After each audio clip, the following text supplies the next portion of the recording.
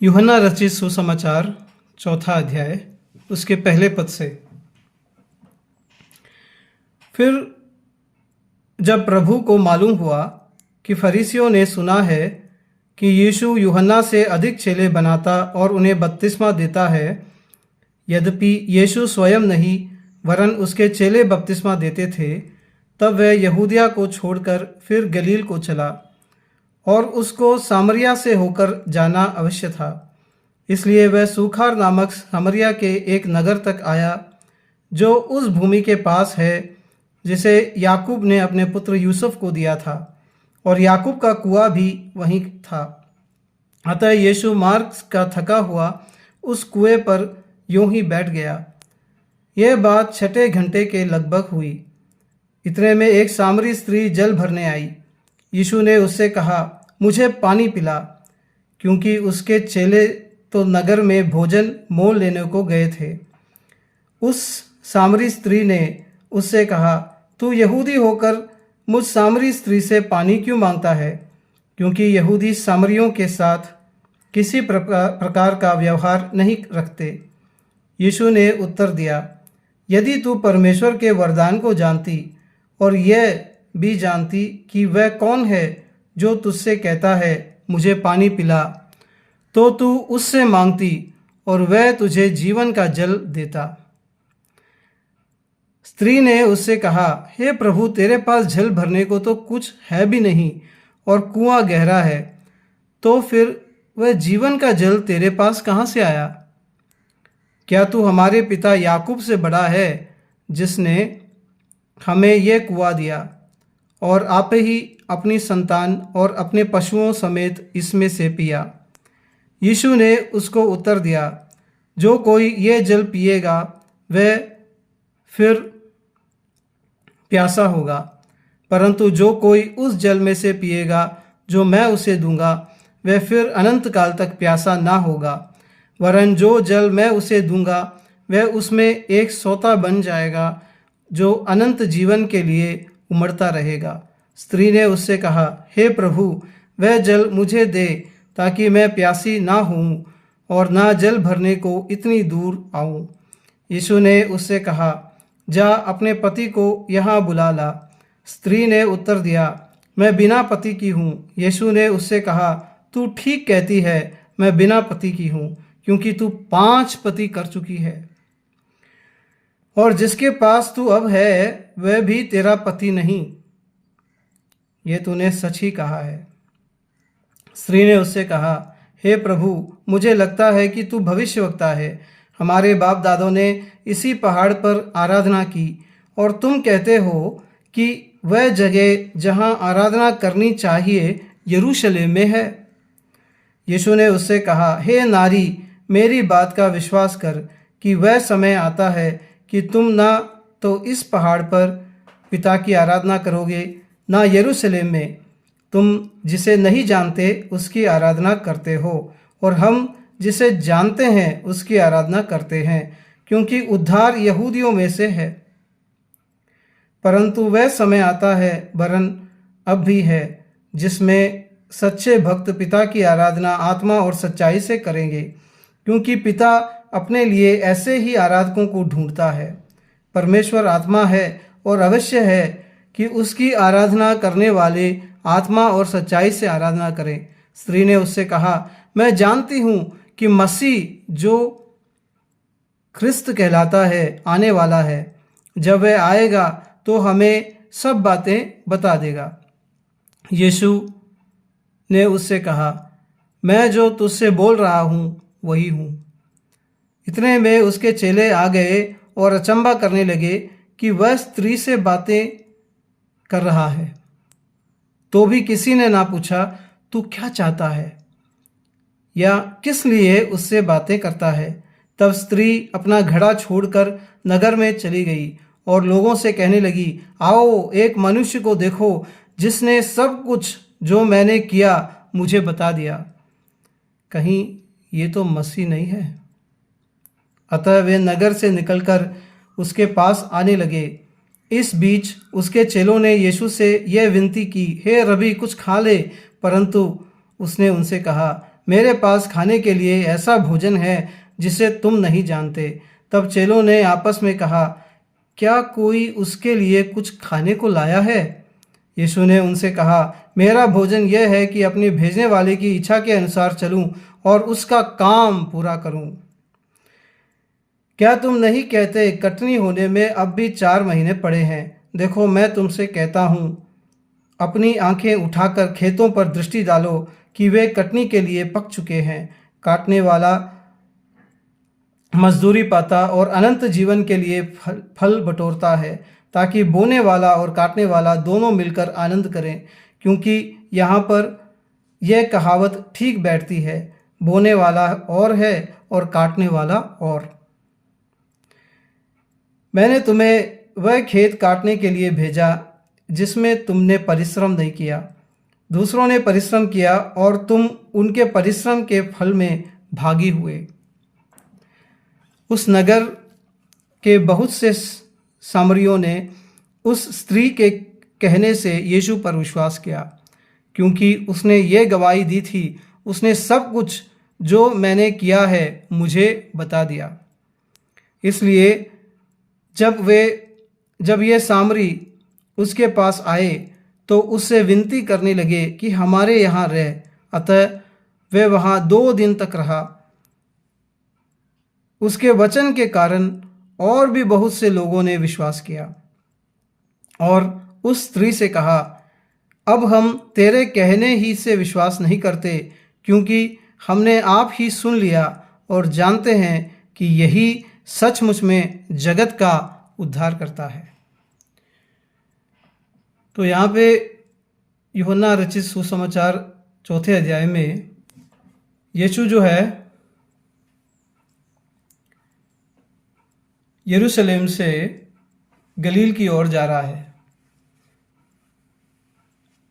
यीशु सबको यह कह रहा था और यीशु का क्लेम ये था कि वो मसीह है।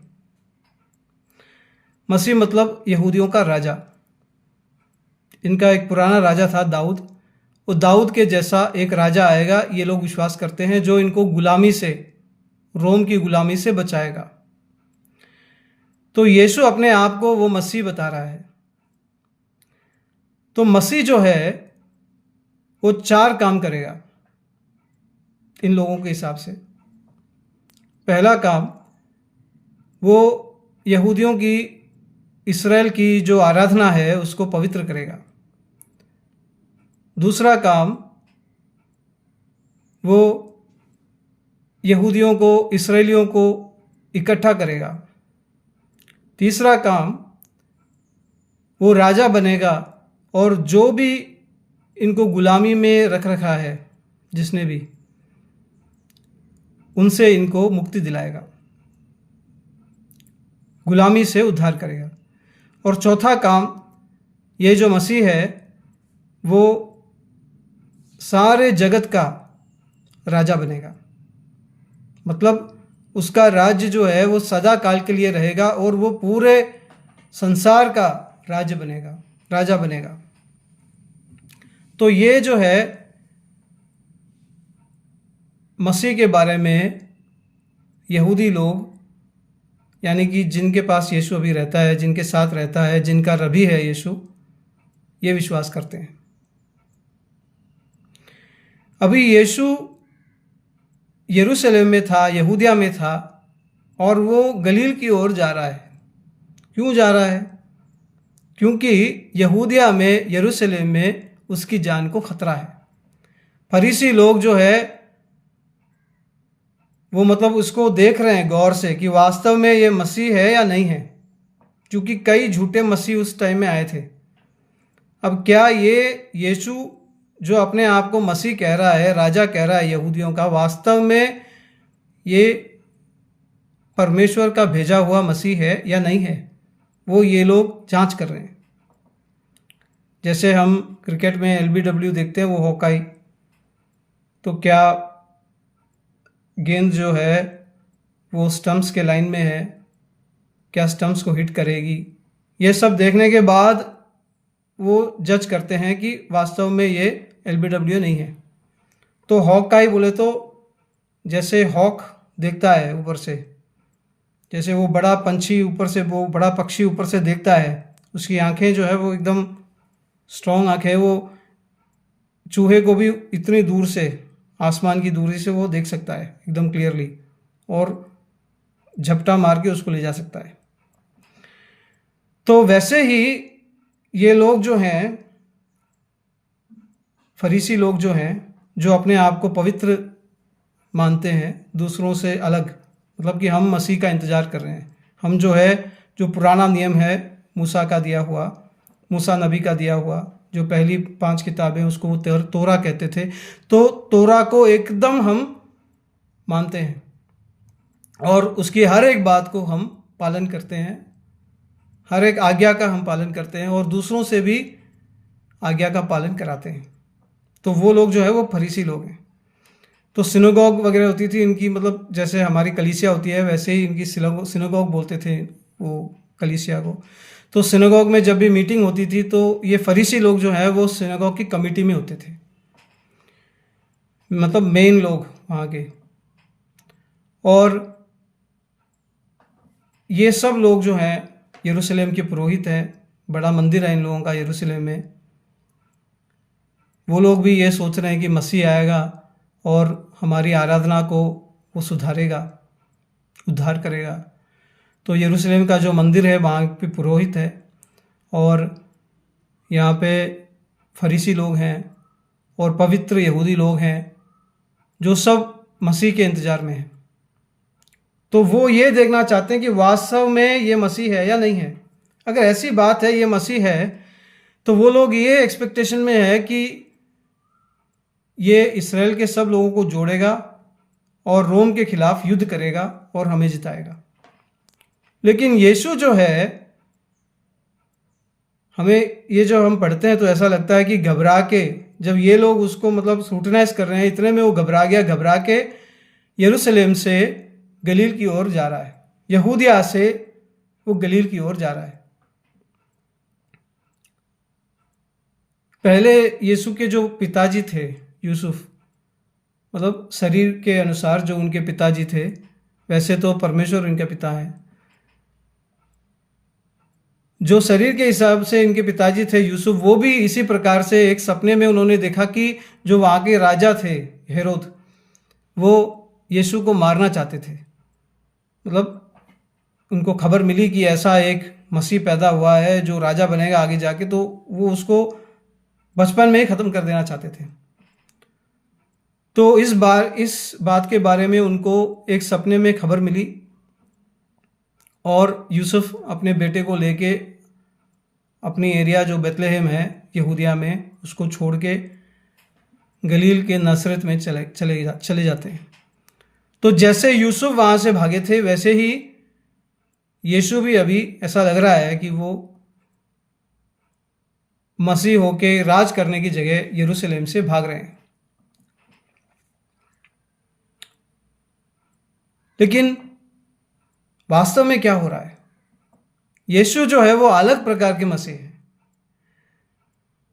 वो वायलेंस से, घृणा से, दूसरों को मार के, उनको घात करके, उनके राज्य को हड़प के राजा बनना नहीं चाहते। उनका राज जो है वो प्रेम का राज है। वो प्रेम से नफरत को जीतना चाहते हैं। उनका राज करने का तरीका एकदम अलग है। तो इसीलिए यीशु जो है वो जा रहे हैं, रबी है, टीचर है और उनके चेले उनके साथ है, और जाते जाते वो थक जाते हैं और सुखार नामक एक जगह पहुंचते हैं। वो समरिया में है ये जगह। समरिया बोले तो ये जो यहूदी लोग हैं इनके करीब की जगह है समरिया, लेकिन यहाँ के जो लोग हैं वो मिस्र जाति के लोग हैं। मतलब बहुत साल पहले, सैकड़ों साल पहले ये जो इसराइल के लोग हैं इनके गोत्रों के बीच में फूट पड़ जाती है और 10 गोत्र जो है वो उत्तर के गोत्र बन जाते हैं, उनका अलग राजा होता है, और 2 गोत्र जो है वो दक्षिण का गोत्र बन जाता है और दक्षिण का राज्य बन जाता है और उसको यहूदिया कहते हैं। तो यहूदिया में यहूदा है और बेन्यामीन है और उनके जो पुत्र हैं वो रहते हैं, याकूब के 12 पुत्रों में से। याकूब के 12 पुत्र जो है वो 12 गोत्र बने थे। और जो उत्तर की ओर जाते हैं, उत्तर का जो इसराइल है वो इसराइल नाम रखता है और वो लोग जो है उनका अलग राजा हो जाता है। लेकिन ऐसा होता है कि दूसरा एक करीब का जो उनका, मतलब जैसे पाकिस्तान इंडिया के पास है, वैसे ही एक नेबरिंग राज्य जो है वो उनके ऊपर युद्ध करता है और इसराइल जो है वो असीरिया का गुलाम बन जाता है। और असीरिया के लोग, मतलब असूर के लोग ऐसे लोग हैं कि वो जो इसराइल के आदमी हैं उनको अपनी बेटियां दे देते हैं शादी करने के लिए, जो बड़े बड़े लोग हैं उनके समुदाय में। तो इस प्रकार उनको शादी करा के और मतलब अच्छे पोजीशन गवर्नमेंट में दे के वो उनको मिस्र जाति कर देते हैं, ताकि वो एक परमेश्वर जो है, इसराइल का परमेश्वर है, उसकी आराधना पूरे तौर तरीके से ना कर सके। अभी भी ये जो समरिया के लोग हैं वो तोरा को ही मानते हैं। तोरा मतलब जो मूसस ने दी थी 5 किताबें, उनको ही मानते हैं। लेकिन इनकी आराधना करने का तरीका और आराधना करने की जो जगह है वो अलग है। वो एक पहाड़ी पर, जिस पहाड़ी पे अभी यीशु आया है, उस पहाड़ी पे आराधना करते हैं परमेश्वर की। तो ये उसकी बैकग्राउंड स्टोरी है। तो यीशु जो है चलते चलते चलते थक जाता है और थक के हार के बैठ जाता है। कहाँ पे बैठा है वो? सुखार बोल के एकदम सूखी जगह है। वो जगह पूरी सूखी जगह है, जैसे रेगिस्तान होता है वैसे। तो बहुत मील जाना पड़ता है एक कुआं ढूंढने के लिए। तो वहाँ पे एक कुआं है, उस कुएं के पास यीशु जाके बैठ जाता है। तो मुझे याद है जैसे हमारे राजस्थान में मेरे पिताजी जो है वो वहाँ पे पले बड़े थे।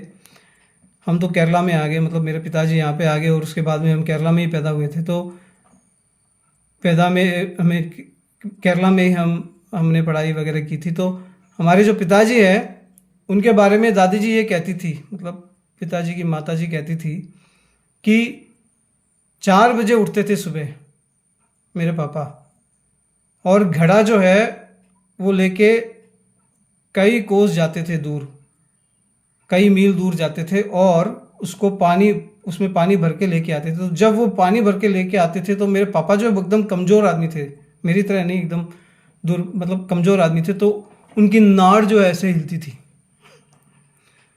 तो दादी जी हमेशा उसके बारे में जिक्र करती थी। तो कितना डिफ़िकल्ट था उनके लिए। मैं हमेशा ये सोचता हूँ कि अभी हमको पानी मिल रहा है, पूरा पानी मिल रहा है केरला में, पानी की कोई कमी नहीं है। लेकिन राजस्थान में जब हमारे पिताजी उनके बचपन में थे तो उनको पानी के लिए तक बहुत दिक्कत होती थी। पानी लेने के लिए सुबह निकलना पड़ता था। जिस टाइम में 4 बजे उठ के हम पढ़ाई करते हैं यहाँ पे और फर्स्ट रैंक लेके आते हैं, वहाँ पे पिताजी जो है, मेरे पापा जो है, वो घर के लिए पानी भर के लेके आते थे। तो ऐसे ही उस जगह औरतें जो है वो सुबह आती थी पानी भरने के लिए उस कुएं से। अब ये कुआं जो है बहुत गहरा कुआं है क्योंकि पानी बहुत कम है वहाँ पे। तो जैसे हमारे यहाँ पेट्रोल की कीमत है वैसे पानी की कीमत है वहाँ पे।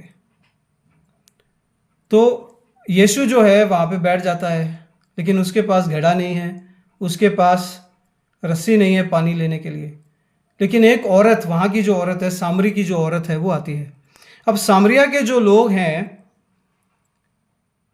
वो एक प्रकार से यहूदिया के लोगों के सामने छोटी जात के लोग हैं, मतलब वो सम्मिश्र जाति हो गई। जैसे हमारे होता है कि छुआछूत का होता है ना, वैसे ही उनके बीच में था। तो यहूदिया के जो लोग होते थे वो कहते थे कि हम यरूशलेम में आराधना करने वाले हैं और हम पवित्र लोग हैं, लेकिन ये जो समरिया के लोग हैं ये ऑलरेडी दूसरे लोगों से मिक्स हो चुके और सम्मिश्र जाति हो चुके, दूसरी जातों से इनका विवाह हो चुका और इस वजह से इनको हम पूरी तरह कबूल नहीं कर सकते। तो यहाँ पर यीशु जो है वो कौन है? मैंने पिछले वीडियो में आपको बताया था कि यहूदियों के बीच में जो बालक होते थे उनको कोई स्थान नहीं होता था उनके समूह में, उनके समुदाय में, उनके समाज में। जो लूले लंगड़े टुंडे होते थे उनका भी कोई स्थान नहीं होता था। और जो कोढ़ी की बीमारी जिनको होती थी वो तो टाउन से ही बाहर होते थे, बाहर गांव में होते थे। स्त्रियों को कुछ मान स्थान मिलता था लेकिन वो पुरुषों से बहुत कम होता था। इन पुरुषों में कई लोग जो है वो एकदम पवित्रता से पुराने नियम को यानी कि तोरा को, मूसस का दिया हुआ तोरा को एकदम मानते थे। उनको फरीसी कहा जाता था।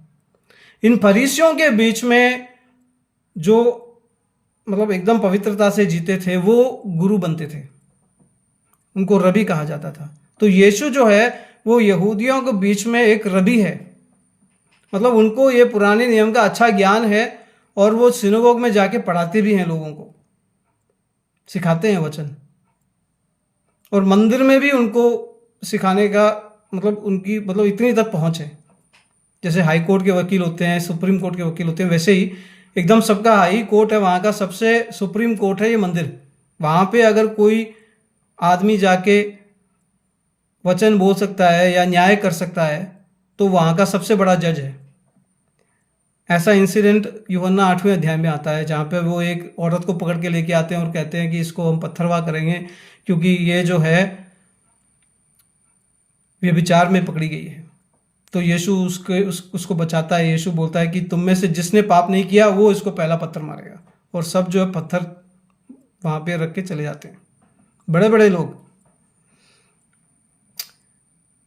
अब देखो यीशु का स्थान कितना बड़ा है वहाँ पे, लेकिन इनके पास पैसा नहीं है। आजकल ऐसे गुरु बहुत कम है और पानी भी नहीं है और एकदम सूखे जगह पे सूखे होके वो बैठे हैं, अपने चेलों को भेज दिया खाना लाने के लिए, पैदल जा रहे हैं। और एक औरत आती है जो कि छोटी जात की है। और कैसी जात की है? समरिया में। अगर आप गौर से देखोगे तो ये जो औरत है वो दोपहर के टाइम में आ रही है। जो आमतौर पर औरतें आती थी वो सुबह आती होंगी, नहीं सुबह ही पानी भरते हैं, घर में सारा काम काज करना होता है तो सुबह आती होंगी और पानी भर के चली जाती होंगी। लेकिन ये औरत दोपहर को आ रही है और अकेली आ रही है। क्यों? हो सकता है इनके चरित्र के बारे में लोग जो है कुछ गलत बात फैला रहे हैं। हो सकता है वो जो औरतें सुबह आती हैं वो इनको ताना मार रही है। हो सकता है इस वजह से वो दोपहर को आ रही है। अब यीशु जो है इनको इनसाइड आउट जानता है, पूरी तरह जानता है कि वो किस प्रकार की औरत है, कि वो परमेश्वर है, उसको सब कुछ मालूम है। जो आपने कल किया, आज खाया, कल खाओगे, वो सब मालूम है उसको। और वो इस औरत से पानी मांगता है, मुझे पानी पिला। अब ये जो औरत है ये हो सकता है छोटी जात की है, लेकिन इसको जो है वचन का पूरा पूरा ज्ञान है। आगे आप पढ़ोगे तो वो आराधना के बारे में यीशु से प्रश्न भी पूछती है। तो पुराने नियम में मतलब ये जो हमारा बाइबल है वो इंटरकनेक्टेड है। तो कोई भी बात अगर यूहन्ना यहाँ पे बोल रहा है तो उसका कोई ना कोई पुराने नियम से संबंध रहता है, ताकि जो सुन रहे हैं उनको ये समझ में आए कि हम इसका कंटिन्यूशन ही बता रहे हैं, ये कोई दूसरा मसीह नहीं है जिसका आप लोग इंतजार कर रहे हो, वही है ये। तो पुराने नियम में जो कुएं के पास वार्तालाप होते थे उसकी कुछ खासियत होती थी। जो इब्राहिम है जिनसे ये इस्राएल जाति पैदा हुई थी, उनके जो पुत्र हैं इसहाक, उनके लिए पत्नी ढूंढने के लिए जब एलियाजर नामक उनके दास को इब्राहिम ने भेजा था तो एलियाजर ने एक कुएं के पास ही रिबेका को पाया। रिबेका आगे जाके इसहाक की पत्नी बनती है। और उन्होंने रिबेका की कैसे परीक्षा ली कि वहाँ पे पानी जो है एकदम पेट्रोल की जैसा है। तो अगर ये औरत जो ब्यूटीफुल औरत है वो हृदय से अच्छी है तो वो मुझको भी पानी पिलाएगी और मेरे जो ऊँट है उनको भी पानी पिलाएगी। और वो उससे ये मांग करते हैं कि मेरे को पानी पिला, तो वो सबको पानी पिलाती है और ऐसे वो इसहाक की पत्नी बनती है, धर्म पत्नी बनती है। और उसके बाद इसहाक का जो पुत्र है याकूब, जिससे इसराइल का पूरा गोत्र पैदा होता है, जिसका नाम परमेश्वर ने इसराइल रखा था। याकूब जो है वो भी अपनी पत्नी को ऐसे ही कुएं के पास ही पाता है, वो भी उसको पानी पिलाती है और पानी के थ्रू ही उसके दिल में घुसती है। अब जिस मूसा नबी ने ये पुराना नियम पूरा लिखा है, मतलब कि जो तोरा है, पहली 5 किताबें वो लिखी है, उसको भी अपनी पत्नी जो है कुएं के पास ही मिलती है, ऐसे ही वार्तालाप में मिलती है। वो भी पानी मांगता है और पानी के थ्रू ही उसकी जो पत्नी है उसके दिल में घुसती है। तो अब यीशु जो है, क्या वो पत्नी ढूंढ रहा है? अब कोई भी जो सुन रहा है वहाँ पे, मतलब जो उस टाइम के लोग हैं, यहूदी लोग हैं जो मसीह में आए हैं, वो सुन रहे हैं, तो उनको लगेगा, हो सकता है कि यीशु जो है पत्नी ढूंढ रहा है अपने लिए, इसीलिए वहाँ जाके बैठा है और इस औरत से, और क्यों इस औरत से मांग रहे? कितनी औरतें यहूदिया में हैं, नहीं? यहूदी स्त्रियां ये तो दूसरे जात की है, सम्मिश्र जाति की है, इसका कोई स्थान मान नहीं है और हो सकता है इसका चरित्र भी कुछ गड़बड़ है, और इससे यीशु जो है पानी मांग रहा है। और ये औरत भी वाकिफ है इन बातों से, तो औरत भी ये सोच रही होगी मन में कि क्यों मांग रहा है मेरे से पानी, इनका इंटेंशन क्या है। तो वो इमीडिएटली इनको कहती है कि देखो, आप यहूदी हो और मैं सामरी हूँ, तो हमारा कोई मिलन नहीं हो सकता, लगाव नहीं हो सकता, ये आप जानते हो, तो फिर मुझसे पानी क्यों मांग रहे हो? तो यीशु उससे कहता है, अगर तुमको मालूम होता कि कौन तुमसे पानी मांग रहा है तो तुम उससे पानी मांगती और वो तुमको ऐसा पानी देता जिससे तुमको अनंत जीवन मिलता। तो वो उससे आश्चर्यचकित हो जाती है और कहती है कि रबी, आपके पास तो पानी इस कुएं से निकालने के लिए बाल्टी भी नहीं है, रस्सी भी नहीं, कुछ भी नहीं है, कैसे निकालोगे? कैसे आप मेरे को ये पानी पिलाओगे? तो वो कहता है कि तुम इस सांसारिक बातों में पड़ी हुई हो, मैं जो पानी तुमको दूंगा उससे तुम्हारी प्यास जो है सदा काल के लिए बुझ जाएगी और फिर तुमको यहाँ पे पानी लेने के लिए आने की ज़रूरत ही नहीं पड़ेगी।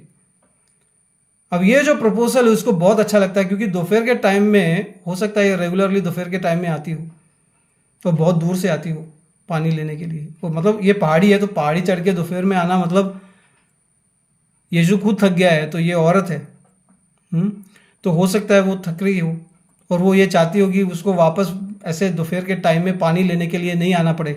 तो वो उसको तुरंत कहती है कि मेरे को वो पानी चाहिए, ताकि मेरे को यहाँ पे वापस नहीं आना पड़े। इससे एक बात तो स्पष्ट है कि वो इस कुएं में बार बार आना नहीं चाहती है, क्योंकि इस एरिया में जब वो आती है, हो सकता है लोग उसको बैड बैड लुक्स देते हैं, उसकी घृणा करते हैं, इसको ताने मारते हैं। किस लिए हमको नहीं मालूम, लेकिन अब आगे हम देखेंगे तो मालूम पड़ेगा। यीशु उसको कहता है कि हाँ, तुम यहाँ पे आना नहीं चाहती इसलिए नहीं, वो यीशु मन में कहता है, लेकिन यीशु उससे कहता है कि तुम अपने पति को लेके आओ।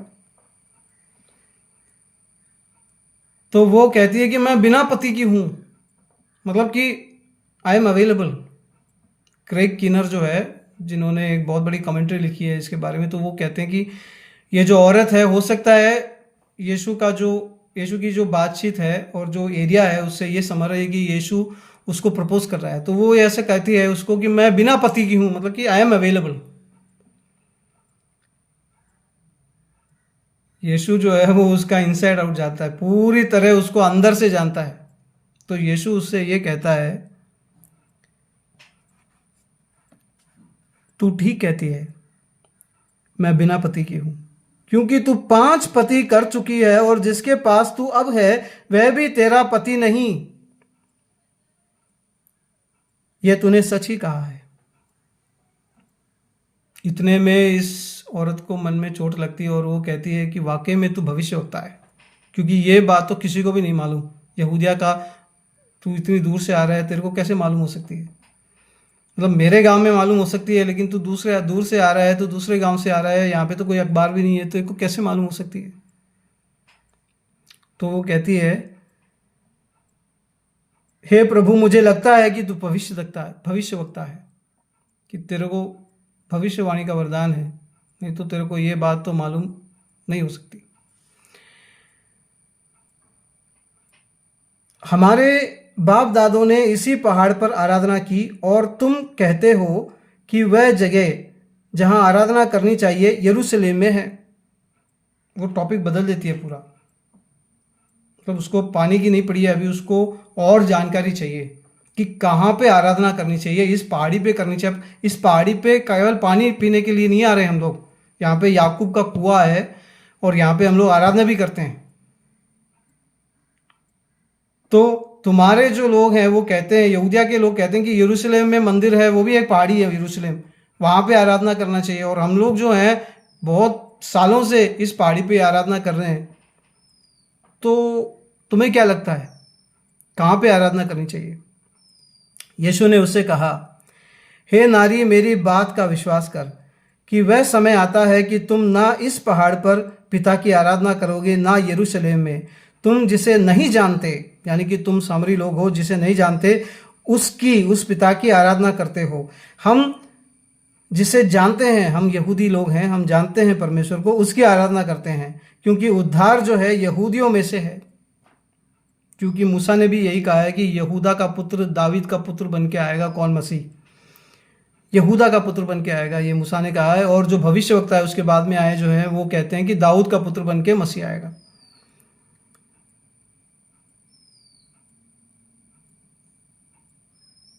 परंतु वह समय आता है, वरन अब भी है, जिसमें सच्चे भक्त पिता की आराधना आत्मा और सच्चाई से करेंगे, क्योंकि पिता अपने लिए ऐसे ही आराधकों को ढूंढता है। यीशु कहता है कि इस पहाड़ी में भी नहीं, उस पहाड़ी में भी नहीं, आत्मा और सच्चाई से लोग आराधना करेंगे। ऐसी आराधना पिता परमेश्वर जो है वो चाहता है। आत्मा और सच्चाई का मतलब क्या हुआ? आत्मा बोले तो इस बाइबल में इंसान की आत्मा हृदय में होती है, दिल में होती है, मतलब दिमाग में नहीं होती है, दिल में होती है। तो मतलब कहने का मतलब यह है कि जो व्यक्ति दिल से सच्चाई से आराधना करेगा, उसकी आराधना चाहे वो कहीं से करो, इस पहाड़ी से करो या उस पहाड़ी से करो, परमेश्वर को कबूल है। ऐसे लोग परमेश्वर चाहता है। परमेश्वर आत्मा है, आत्मा कहीं भी हो सकता है, नहीं, उसको इस पहाड़ी की जरूरत नहीं है, उस पहाड़ी की भी जरूरत नहीं है। और अवश्य है कि उसकी आराधना करने वाले आत्मा और सच्चाई से आराधना करें। स्त्री ने उससे कहा, मैं जानती हूं कि मसीह जो क्रिस्त कहलाता है आने वाला है। जब वह आएगा तो हमें सब बातें बता देगा। हमें सब बातें बता देगा। मतलब ये आराधना संबंधित जो प्रश्न मैं कर रही हूँ उसकी सारी चर्चा जो है मसीह आएगा वो करेगा और वो सारी बातें समझा देगा। क्योंकि मैसियानिक एक्सपेक्टेशन क्या है? मसीह जो है वो सबसे पहले मंदिर को ठीक करेगा और मंदिर में आराधना जो है उसको पुनर्स्थापित करेगा और मंदिर की आराधना को पवित्र करेगा। अब यीशु एक नए मंदिर के बारे में कहता है, वो इंसान का दिल है, और कहता है कि दिल के मंदिर में परमेश्वर निवास करना चाहता है और तुम दिल से आराधना करोगे। ऐसे आराधना के बारे में मैं तुमको बता रहा हूं। और ये जो स्त्री है वो कहती है कि वो सब कुछ बताएगा। अरे तेरे हृदय में जो सब कुछ था, तूने जिंदगी में जो सब कुछ किया था, वो सब यीशु ने एक सेंटेंस में बता दिया तेरे को। तो 5 पति कर चुकी है और छठे के साथ तू है, वो तेरा पति नहीं है, मतलब तू कुछ पाप कर्म करके जी रही है। अब कई लोग ऐसा कह रहे हैं कि हो सकता है कि इसके 5 डिवोर्स हो गए हो और दुखी हो बेचारी। कई लोग ऐसा कहते हैं कि हो सकता है इसके 5 पति जो हुए थे पहले वो मर गए हों। अगर 5 पति इसके मर गए होते तो फिर मुझे डाउट है कि उस जमाने में जो सुपरस्टिशन का जमाना होता था, छठा आदमी रिस्क लेगा इसके साथ रहने के लिए। और अगर 5 डिवोर्स इसके हो चुके हैं तो ये छठा आदमी इससे शादी क्यों नहीं कर रहा? और कई लोग ऐसा कहते हैं कि हो सकता है कि ये जो औरत है ये अपने भाई के साथ या पिता के साथ रह रही है। अगर ऐसी बात है कि ये कोई प्रोटेक्टर के साथ, मेल प्रोटेक्टर के साथ रह रही है, तो यीशु ऐसा क्यों कहेगा कि तू 5 पति कर चुकी है और जिसके साथ तू अब है वह भी तेरा पति नहीं। वो ऐसा भी कह सकता है कि 5 पति कर चुकी है तू और अभी तू अपने बेटे के साथ रह रही है, या अपने पिता के साथ रह रही है, या अपने भाई के साथ रह रही है। इन सब के लिए अलग अलग पद हैं ग्रीक भाषा में। अडेल्फोई यूज कर सकता है यीशु। यीशु ये कह सकता है कि तुम अपने भाई के पास अभी रह रही हो। लेकिन यीशु क्या कह रहा है कि तू 5 पति कर चुकी है और जिसके पास तू अब है वह भी तेरा पति नहीं। मतलब कि कुछ घोटाला है, कुछ प्रॉब्लम है तुम्हारी रिलेशनशिप में। 5 पति तुम्हारे हो चुके हैं और डिवोर्स हुआ हो या वो मर गए हो, कुछ भी हो, लेकिन छठे के साथ जो तू अभी रह रही है उसमें कुछ गड़बड़ी है। नहीं होती तो यीशु ऐसा क्यों बोलते?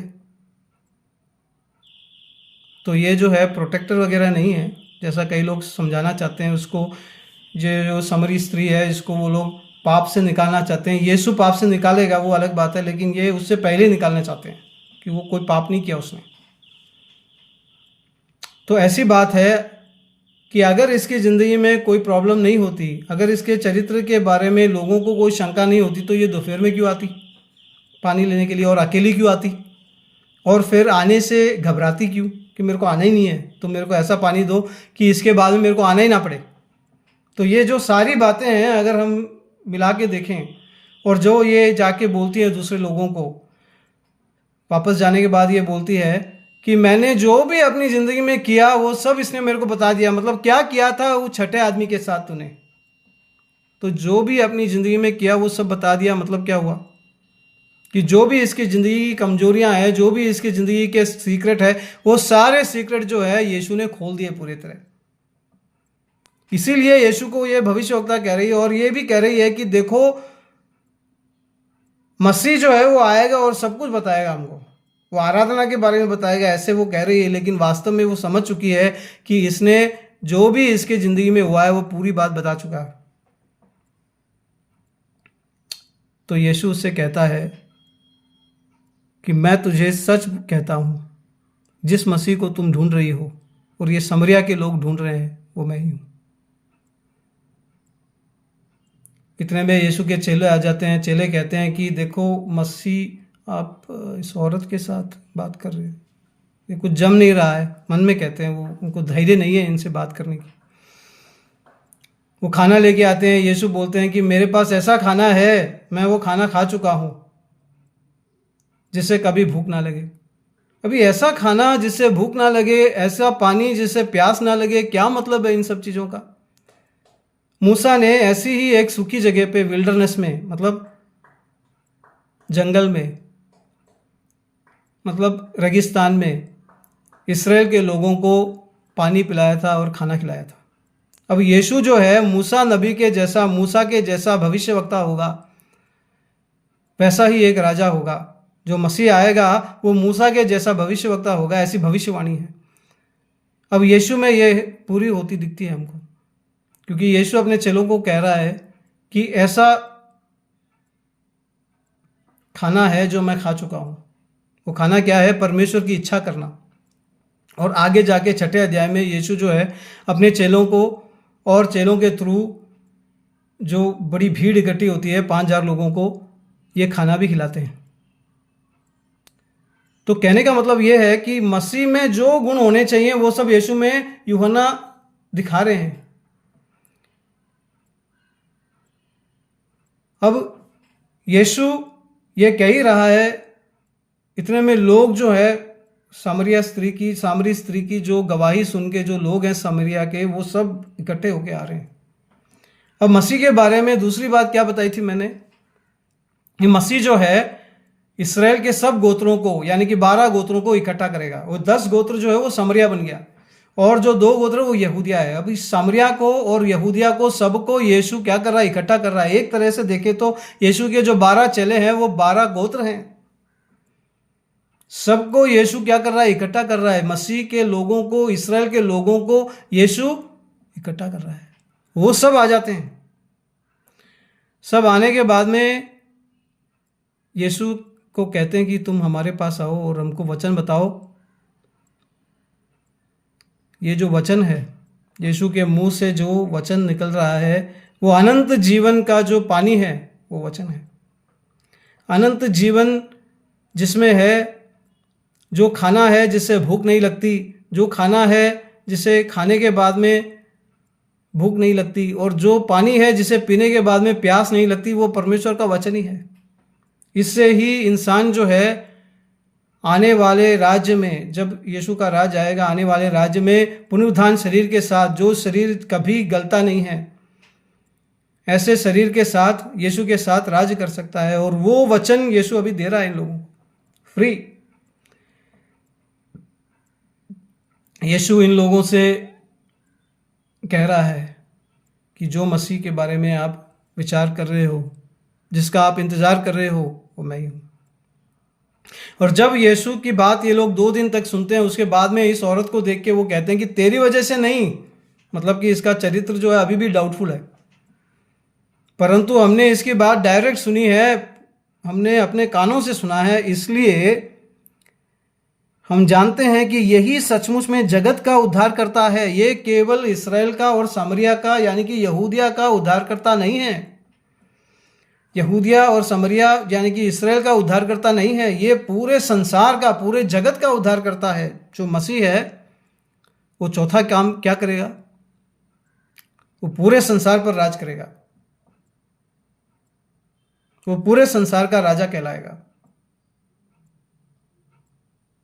और तीसरी बात, उन्हें गुलामी से बचाएगा। अभी यीशु ने किसको गुलामी से बचाया? अभी भी रोम राज कर रहा है, अभी भी यहूदिया के लोग जो है, सामरिया के लोग जो है, वो अभी भी गुलामी में है। और यीशु खुद जो है वहाँ के बड़े बड़े पुरनियों से और बड़े बड़े जो पुरोहित है और जो बड़े बड़े राजा हैं उनसे डर के भाग रहा है दूसरी ओर। तो किसको यीशु ने गुलामी से बचाया? अब इस औरत के बारे में एक बार सोच के देखो। ये औरत जो है वो यीशु के पास आती है और यीशु उसको पूरी तरह जानता है। पहली बार जब यीशु ने इसको देखा पूरी तरह जानता है। यीशु जो है वो पवित्र है, रबी है, मसीह है, उसका इस औरत से कोई लेना देना नहीं है, इससे वो मिंगल नहीं हो सकता, एकदम पवित्र है। लेकिन ये जो औरत है ये 5 पति कर चुकी है, छठे के साथ रह रही है और उसका भी कोई ठिकाना नहीं, मतलब कि कोई रिलेशनशिप है चल रहा है उनका। यीशु पूरा जानता है इसके बारे में। और जो लोग हैं वो भी इसकी बात को ज़्यादा गौर नहीं दे रहे हैं। वो कह रहे हैं कि तेरी वजह से नहीं हम विश्वास करते, हमने डायरेक्ट सुन लिया है।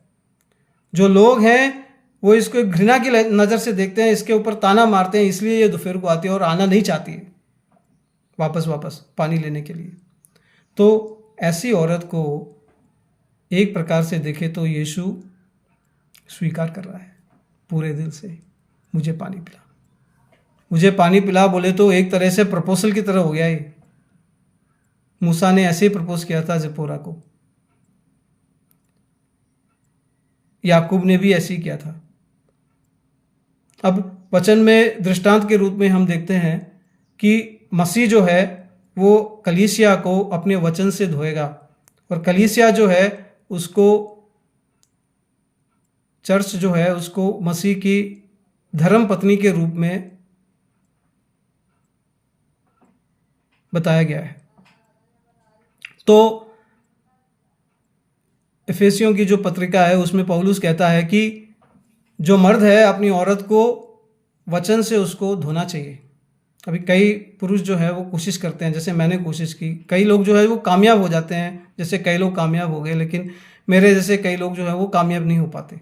तो यहाँ पे क्या है कि यीशु जो है एक तरह से देखे तो इस औरत को, जिसको परमेश्वर के लोगों में होने की कोई संभावना नहीं, क्योंकि जो यहूदी लोग हैं उन्होंने पहले से ही, मतलब जो फरीसी लोग हैं उन्होंने लिस्ट बना रखी है कि कौन लोग जो है परमेश्वर के राज्य में परमेश्वर के लोग कहलाएंगे, किनको पुनरुत्थान मिलेगा, किनको नहीं मिलेगा। उसमें उन्होंने सबसे पहले किसको काटा है? समरिया के लोगों को काटा है, अन्य जाति के लोग, और उसके बाद समरिया के लोग। जो समरिया के लोग हैं वो